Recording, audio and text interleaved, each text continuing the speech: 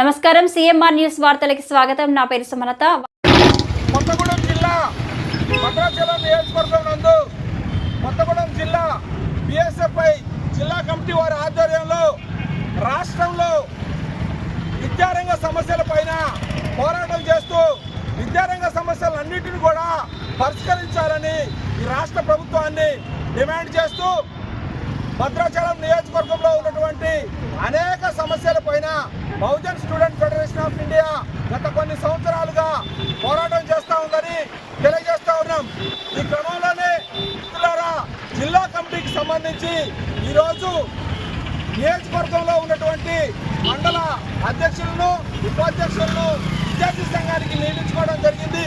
మరి ఈ సందర్భంగా వారికి అపాయింట్మెంట్ లెటర్స్ అందజేస్తూ విద్యారంగ సమస్యలపై అనునిత్యం పోరాడుతూ భావజాల వ్యాప్తికై కృషి చేయాలని నూతనంగా వచ్చినటువంటి మండల అధ్యక్షులను దుమ్ముగూడెం, వాజేడు, చెర్ల, వెంకటాపురం అదేవిధంగా భద్రాచలం టౌన్ మండల అధ్యక్షులను నియమించడం జరిగింది.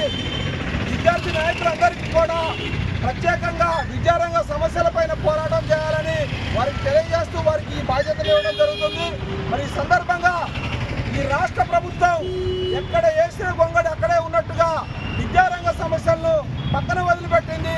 20% నిధులను విద్యారంగానికి కేటాయిస్తా అని చెప్పి మేనిఫెస్టో పెట్టి విద్యార్థులను మోసం చేసి మరీ ముఖ్యంగా ఈ బహుజన కులాలకు సంబంధించి విద్యార్థులను బహుజన సమాజాన్ని మోసం చేయడంలో ఈ యొక్క తెలంగాణ రాష్ట్ర ప్రభుత్వం రేవంత్ రెడ్డి కాంగ్రెస్ ప్రభుత్వం విఫలమైందని తెలియజేస్తా ఉన్నాం. ఎందుకంటే మిత్రులారా, ఈరోజు గురుకులాల పరిస్థితి దయనీయంగా ఉంది, అధ్వానంగా ఉంది. ప్రభుత్వ బడుల విద్యను నిర్వీర్యం చేస్తున్నారు.